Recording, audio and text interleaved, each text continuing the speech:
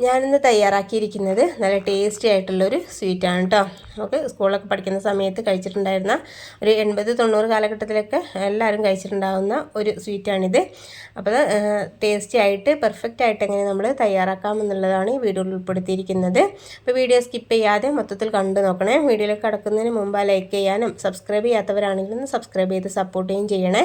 ആ തൊട്ടടുത്തുള്ള ബെല്ലൈക്കണും കൂടി ഒന്ന് പ്രസ് ചെയ്യാൻ മറക്കരുത് കേട്ടോ. അപ്പോൾ നമുക്ക് പെട്ടെന്ന് തന്നെ വീഡിയോയിലേക്ക് കടന്നാലോ. അതിന് വേണ്ടിയിട്ട് ഞാനിതാ ഒരു പാൻ വെച്ചിട്ടുണ്ട്.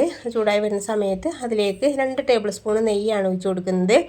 ഇനി അതിലേക്ക് 2 ടേബിൾ സ്പൂൺ തന്നെ സൺഫ്ലവർ ഓയിൽ ചേർത്ത് കൊടുക്കുന്നുണ്ട്. സൺഫ്ലവർ ഓയിൽ അല്ലാന്നുണ്ടെങ്കിൽ മുഴുവൻ നെയ്യ് ഒഴിച്ച് കൊടുക്കുകയാണെങ്കിൽ കുഴപ്പമൊന്നുമില്ല. പക്ഷേ നമ്മൾ കട്ട് ചെയ്യുന്ന സമയത്ത് ഒരുപാട് ഹാർഡായിട്ടുണ്ടാവും. അപ്പോൾ നല്ല സോഫ്റ്റ് ആയിട്ട് കിട്ടണമെന്നുണ്ടെങ്കിൽ ഇതുപോലെ 2 ടേബിൾ സ്പൂൺ സൺഫ്ലവർ ഓയിൽ ചേർത്ത് കൊടുത്താൽ മതി. വെളിച്ചെണ്ണ ചേർത്ത് കൊടുക്കണ്ട കേട്ടോ. ജസ്റ്റ് ഒന്ന് ചൂടായി വരുന്ന സമയത്ത് ഒരു കപ്പ് മൈദപ്പൊടി ഇട്ട് കൊടുക്കുന്നുണ്ട്. ഈ ഒരു കപ്പിനാണ് ഞാൻ മൈദപ്പൊടി എടുത്തിട്ടുള്ളത്. മൈദപ്പൊടിക്ക് പകരം ഗോതമ്പ് പൊടി ആണെങ്കിൽ എടുക്കാം. പക്ഷേ നല്ല കറക്റ്റ് ടേസ്റ്റി ആയിട്ട് കിട്ടണമെന്നുണ്ടെങ്കിൽ നമുക്കിതുപോലെ മൈദപ്പൊടി ചേർത്ത് കൊടുക്കുന്നതായിരിക്കും നല്ലത്. അതിനുശേഷം നല്ല രീതിയിലൊന്ന് മിക്സാക്കി കൊടുക്കുക കേട്ടോ. ഒരു മീഡിയം ഫ്ലെയിമിൽ വെച്ചിട്ട് ഇതുപോലെ മിക്സാക്കി കൊടുക്കുന്ന സമയത്ത് ഇതിലുള്ള നെയ്യും ഓയിലൊക്കെ ഈ മൈദയിലേക്ക് നല്ല രീതിയിലൊന്ന് അബ്സോർബായിട്ട് കിട്ടും. ഇപ്പോൾ ഇതാ നല്ല രീതിയിലൊന്ന് കിട്ടിയിട്ടുണ്ട്, അബ്സോർവായി കിട്ടിയിട്ടുണ്ട്. അപ്പോൾ കുറച്ച് നേരം ഇളക്കി കൊടുക്കുന്ന സമയത്ത് ഈ മൈദയൊക്കെ ഒന്ന് കുക്കായിട്ട് അതിലുള്ള നെയ്യും ഓയിലൊക്കെ ഒന്ന് മെൽറ്റായിട്ട് കിട്ടിക്കോളൂ കേട്ടോ. ഇതുപോലെ മൈദ ഒന്ന് കുക്കാകുന്ന സമയത്ത് ഇതുപോലെ ഒന്ന് ജ്യൂസി ആയിട്ട് നമുക്ക് കിട്ടിക്കോളൂ കേട്ടോ. ഒരു ക്രീമി ആയിട്ട് നമുക്ക് കിട്ടും. അപ്പോൾ ഒരു 5 മുതൽ 7 മിനിറ്റ് വരെ നമ്മളിതുപോലെ കൈയെടുക്കാതെ എടുക്കുന്ന സമയത്ത് കറക്റ്റായിട്ട് സെറ്റായിട്ട് കിട്ടിക്കോളും. ഇനി ഞാനൊരു ബൗളിലേക്ക് മാറ്റി കൊടുക്കുന്നുണ്ട്. ഒന്ന് ചൂടാറാനായിട്ടാണ് കേട്ടോ. ചൂടാറിന് ശേഷം ബാക്കിയുള്ള ഇൻഗ്രീഡിയൻസ് ചേർത്ത് കൊടുത്താൽ മതിയാവും. ചൂടാറാന്ന് പറഞ്ഞാൽ ഒരുപാട് തണുത്ത് പോകേണ്ട കാര്യമില്ല കേട്ടോ. നമ്മൾ കൈവച്ചിട്ട് തൊടുന്ന സമയത്ത് പൊള്ളരുത്. ആ ഒരു ചൂടാവുന്ന സമയത്താണ് ബാക്കിയുള്ള ഇൻഗ്രീഡിയൻസ് ചേർത്ത് കൊടുക്കുന്നത്. 2 ടേബിൾ സ്പൂണ് പാൽപ്പൊടിയാണ് ചേർത്ത് കൊടുക്കുന്നത് കേട്ടോ. പാൽപ്പൊടി ഓപ്ഷനിലാണ്, കയ്യിലുണ്ടെങ്കിൽ ചേർത്ത് കൊടുത്താൽ മതി. ഉണ്ടെന്നുണ്ടെങ്കിൽ കുറച്ച് കൂടുതൽ ടേസ്റ്റ് കാര്യങ്ങളുണ്ടാവും. പിന്നെ മധുരം ബാലൻസ് ചെയ്യാൻ വേണ്ടിയിട്ട് ഒന്ന് ഉപ്പ് ചേർത്ത് കൊടുത്തിട്ടുണ്ട്. പിന്നെ ഏലക്കായ പൊടിച്ചതാണ് ചേർത്ത് കൊടുക്കുന്നത്. ഏലക്കായ പൊടിച്ചതില്ലെങ്കിൽ പഞ്ചസാര പൊടിക്കുന്ന കൂടെ ഒരു 3 ഏലക്കായ എടുത്തിട്ട് തൊലി കളഞ്ഞിട്ട് ഇട്ട് കൊടുത്താൽ മതിയാവും. അപ്പോൾ നല്ല രീതിയിലൊന്ന് പൊടിഞ്ഞ് കിട്ടിക്കോളൂ കേട്ടോ. അപ്പോൾ ഞാൻ പൊടിയുള്ളത് കൊണ്ട് അങ്ങനെ ഇട്ട് കൊടുത്തിട്ടുണ്ട്. പിന്നെ ഇനി പഞ്ചസാര പൊടിച്ചതാണ് ചേർത്ത് കൊടുക്കുന്നത്. പഞ്ചസാര പൊടിച്ചത് നമ്മൾ മൈദപ്പൊടി എടുത്ത ആ ഒരു കണക്കിന് തന്നെ എടുത്താൽ മതിയാവും. പഞ്ചസാര പൊടിച്ചതിന് ശേഷം അളവെടുത്താൽ മതിയാവും കേട്ടോ. അപ്പോൾ നമുക്ക് കറക്റ്റായിട്ടുള്ള മധുരം തന്നെ കിട്ടിക്കോളും. കുറച്ചിട്ട് കൊടുത്തിട്ട് ഇതുപോലെ കൈ വെച്ചിട്ട് നല്ല രീതിയിലൊന്ന് മിക്സാക്കി കൊടുക്കാം കേട്ടോ. ഒന്ന് കുഴച്ചെടുക്കാം. അപ്പോൾ പെട്ടെന്ന് തന്നെ നമ്മൾ മൊത്തത്തിലായിട്ട് പഞ്ചസാര പൊടിച്ചിട്ട് ചേർത്ത് കൊടുക്കണ്ട. കുറച്ചായിട്ട് ഇട്ട് കൊടുത്തിട്ട് നല്ല രീതിയിലൊന്ന് കുഴച്ചെടുത്താൽ മതിയാവും. അപ്പോൾ ഈ ഒരു പാകത്തിനായി കിട്ടിയിട്ടുണ്ട് കേട്ടോ. കുറച്ച് സമയം നമ്മളിതുപോലെ ഒന്ന് കുഴച്ചെടുക്കുന്ന സമയത്താണ് കറക്റ്റായിട്ട് നമുക്ക് കിട്ടുന്നത്. അപ്പോൾ ആ ഒരു പാകത്തിനായി കിട്ടിയിട്ടുണ്ട് കേട്ടോ. ഞാൻ ഈ ഒരു പാത്രത്തിലാണ് ഒന്ന് സെറ്റ് ചെയ്തെടുക്കുന്നത്. അപ്പോൾ അതിന് വേണ്ടിയിട്ട് ഒരു ബട്ടർ ഷീറ്റ് ഞാൻ അടിയിൽ വെച്ച് കൊടുത്തിട്ടുണ്ട്.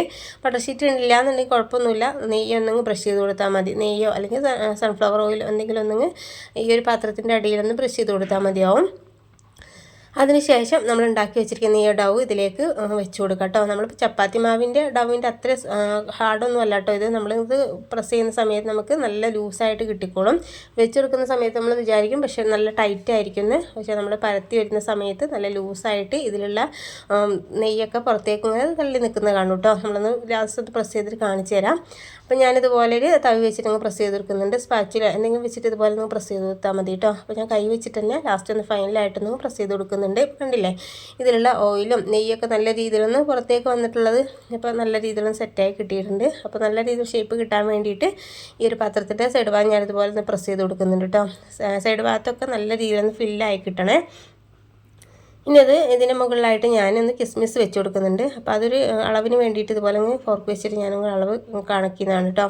അപ്പോൾ ഇതിന് മുകളിലായിട്ട് കാഷ്യൂ നട്ടോ അല്ലെങ്കിൽ കിസ്മിസോ എന്തെങ്കിലും മുകളിൽ വെച്ച് കൊടുക്കുകയാണെങ്കിൽ ഒരു ഭംഗി കിട്ടിക്കോളും. ബദാമാണെങ്കിലും കുഴപ്പമൊന്നുമില്ല. പക്ഷേ ഇതില്ലെങ്കിലും കുഴപ്പമൊന്നുമില്ല കേട്ടോ. നല്ല ടേസ്റ്റും കാര്യങ്ങളും കിട്ടിക്കോളും. ഒരു ഭംഗിക്ക് വേണ്ടിയിട്ട് മാത്രം വെച്ച് കൊടുക്കുന്നതേ ഉള്ളൂ. അപ്പോൾ ഞാൻ ഉണക്കമുന്തിരി ഇതുപോലെ ഇതിന് മുകളിലായിട്ട് ഒന്ന് വെച്ച് കൊടുക്കുന്നുണ്ട്. അപ്പോൾ നമുക്ക് കട്ട് ചെയ്യുന്ന സമയത്ത് ലെവലായിട്ട് കിട്ടുകയും ചെയ്തോളും. അപ്പോൾ മൊത്തത്തിൽ ഞാൻ വെച്ച് കൊടുത്തിട്ടുണ്ട്.